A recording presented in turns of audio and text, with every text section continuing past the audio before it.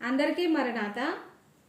ప్రతి తల్లిదండ్రులు తమ బిడ్డల భవిష్యత్తు ఎంతో ఆశీర్వాదకరంగా ఉండాలి అని ఆశపడతారు. వారి యొక్క బాధ్యతను వారు నిర్వర్తిస్తారు. వారి యొక్క కష్టమునంతా దారిపోసి వారి పిల్లలను గురించి ఆలోచన చేసి వారికి మంచి భవిష్యత్తు ఉండాలని ప్రార్థిస్తారు, ఆలోచన చేస్తారు, ప్రయత్నాలు చేస్తారు. దేవుని యొక్క వాక్యమును ధ్యానం చేసుకుందాము. 128వ కీర్తన 3వ వచనములో, నీ లోగిట నీ భార్య ఫలించు ద్రాక్షవల్లి వలె ఉండును, నీ భోజనపు బల్ల చుట్టూ నీ పిల్లలు ఒలీవ మొక్కల వలె ఉందురు. ఇక్కడ దేవుని యొక్క వాగ్దానము వాక్యములో నీ భోజనపు బల్ల చుట్టూ నీ పిల్లలు ఒలీవ మొక్కల వలె ఉంటారు. మనం గమనిస్తే ఒలీవ చెట్టు ఆశీర్వాదకరమైనటువంటి చెట్టు, బలమైనటువంటిది, శ్రేష్టమైనటువంటిది, అదేవిధంగా దీర్ఘాయుష్యు కలిగినటువంటి చెట్టు. అదేవిధముగా ఒలీవ నూనెతో అభిషేకం జరుగుతుంది. ఒలీవల తోటలో ప్రార్థన అనేటువంటిది ఎంతో ప్రాముఖ్యమైనటువంటిది. యేసుక్రీస్తు ప్రభుల వారు ఒలీవ తోటలో ప్రార్థన చేశారు. ఇట్టి ఒలీవ మొక్క అంత ఆశీర్వాదకరమైనటువంటి మొక్క ఏ విధముగా అయితే ఉంటుందో, నీ భోజనపు బల్ల చుట్టూ నీ పిల్లలు ఒలీవ మొక్కల వలె ఉంటారు అని దేవుడు వాగ్దానం చేస్తూ ఉన్నారు. భోజనము బల్ల ఆశీర్వాదకరమైనటువంటిది, తృప్తినిచ్చేది. అదేవిధముగా జీవనము కొనసాగాలి అంటే అవసరమైనటువంటిది భోజనము. అట్టి భోజనపు బల్ల చుట్టూ నీ పిల్లలు ఆశీర్వాదకరంగా ఉంటారు. నీ భోజనపు బల్ల చుట్టూ నీ పిల్లలు ఒలీవ మొక్కల వలె ఉంటారు అని దేవుడు వాగ్దానము చేశారు. దేవుడు సెలవిస్తూ ఉన్నారు, నీ భోజన బల్ల చుట్టూ నీ పిల్లలు ఒలీవ మొక్కల వలె ఉంటారు. పిల్లల విషయమై కలవరపడవద్దు. వారి భవిష్యత్తు ఏ విధంగా ఉంటుందో చూడండి. ఈ కాలంలో లోకములో పిల్లలను విడిచిపెట్టాలి అంటే ఎంతో భయముగా, బాధగా, మరి భయపడుతూ తల్లిదండ్రులు ఉండవలసినటువంటి పరిస్థితులు ఎన్నో కూడా ఎదురవుతూ ఉన్నాయి. అయితే మనము మన పిల్లల విషయమై వారి భవిష్యత్తును తీర్చిదిద్దలేము. అదేవిధంగా మన ప్రయత్నాలు సఫలమవ్వచ్చు, విఫలమవ్వచ్చు. కానీ మీ పిల్లలను సంపూర్ణముగా దేవుని చేతికి అప్పగిస్తే మీ భోజనపు బల్ల చుట్టూ వారు ఒలీవ మొక్కల వలె ఉంటారు అని దేవాది దేవుడు సెలవిస్తూ ఉన్నారు.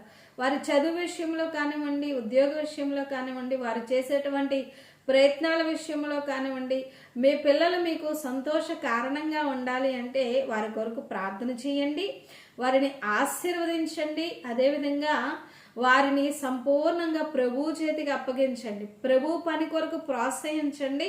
ప్రభువులో పెంచండి, ప్రార్థనలో పెంచండి, వాక్యంలో పెంచండి, సన్నిధిలో పెంచండి. ప్రభువుకి అప్పగిస్తే వారిని, మిమ్ములను, మీ కుటుంబమును ప్రభు ఆశీర్వదిస్తారు. ఒక ఆశీర్వాదకరమైనటువంటి కుటుంబముగా, దీపస్తంభం మీద పెట్టినటువంటి దీపము వలె అనేక మందికి ఆదర్శమైనటువంటి కుటుంబముగా, అనేక మందికి ఆశీర్వాదకరమైనటువంటి కుటుంబంగా మిమ్మలను ప్రభువు చేయడానికి ఆయన ఎంతో ఇష్టపడుతూ ఉన్నారు. అంతేకాదు మీ కుటుంబంలో ప్రభు ఉంటారు, ప్రభు ఉన్నారు. చూడండి, ఆ భోజనం వల్ల ఎంత ఆశీర్వాదకరమైనటువంటిదో, అలాగే మీ కుటుంబం అంతా రక్షణ అనుభవంలోనికి వచ్చి ప్రభు యొక్క శరీరము, ప్రభు యొక్క రక్తమును స్వీకరించడము అది ఎంతో ఆశీర్వాదకరము.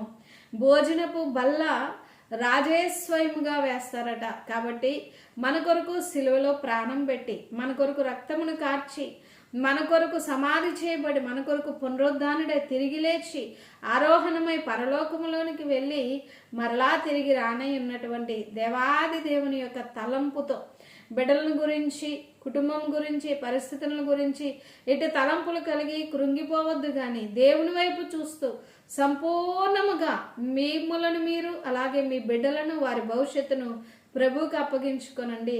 ప్రభు తప్పక ఆశీర్వదిస్తారు. ఆయన మేఘముల మీద త్వరగా రానై ఉన్నారు. ప్రభువా, నన్ను, నా కుటుంబమును సిద్ధము చేయము అని చెప్పి ప్రార్థన చేయండి. ప్రభు వైపు మనం చూస్తే అనుక్షణము కూడా జయమే అనుగ్రహిస్తారు. అట్టి ధన్యత ప్రభు మనకు దయచేయును గాక. ఆమేన్. ప్రార్థన చేసుకుందాం. పరిశుద్ధుడమైన తండ్రి, కృపగలిగిన దేవ, మీ ఘనమైన నామమునకు స్తోత్రములు, వందనములు, నమస్కారములు. ఈ ఉదయ కాల సమయంలో మీ పాద సన్నిధిలో ఈ ప్రార్థనలో ఏకీభవిస్తూ ఉన్న ఒక్కొక్కరిని పేరు పేరున మీరు ఆశీర్వదించండి. నేటి దినమున చేయబోయే ప్రయాణములకు మీరే తోడై ఉండండి, జయమివ్వండి. అదే విధముగా ప్రతి పనిలోను, ఉద్యోగములో, వ్యవసాయములలో, వ్యాపారములలో, చేతి పనులలో, సమస్తములో తోడైండి నడిపించండి. మీరే అనుక్షణము మీ కాపుదల దయచేయండి. స్కూల్కి వెళుతూ ఉన్న బిడ్డలకు, అలాగనే కాలేజీకి వెళ్తూ ఉన్నటువంటి బిడ్డలకు ప్రభా మీ యొక్క సహాయము, మీ యొక్క దీవెన, మీ యొక్క జ్ఞానమును అనుగ్రహించండి. ఆత్మీయ స్థితిలో వృద్ధి దయచేయండి. పుట్టినరోజు జరుపుకుంటూ ఉన్న బిడ్డలకు దీవెన, వివాహ దినము జరుపుకుంటూ ఉన్నటువంటి బిడ్డలకు మీ యొక్క దీవెన అనుగ్రహించండి. ఎవరు వేదనలో ఉన్నారో, శ్రమలో ఉన్నారో, దుఃఖంలో ఉన్నారో ఆదరణ కలిగించండి. ఒంటరిగా ఉన్న వారికి తోడుగా ఉండి నడిపించండి. ఆత్మీయ స్థితిలో వృద్ధి దయచేసి వాక్య ధ్యానముతో, ప్రార్థనతో మీ వైపు చూస్తూ మీరు అక్కడికి సిద్ధపడగలిగిన ధన్యత విశ్వాస సమాజం అంతటికీ కూడా ప్రభువ మీరే అనుగ్రహించండి. క్రైస్తవ సంఘమును ప్రభువ వధువు సంఘముగా వధువంతస్తులో సిద్ధము చేసి ఆశీర్వదించమని యేసయ్య పరిశుద్ధ నామములో వేడుకుంటూ ఉన్నాము పరమ తండ్రి, ఆమేన్. త్రియేక దేవుని దీవెన మీకు, మీ బిడ్డలకు, వారి బిడ్డలకు తోడైన నడిపించును గాక. ఆమేన్. అందరికీ మరణాత.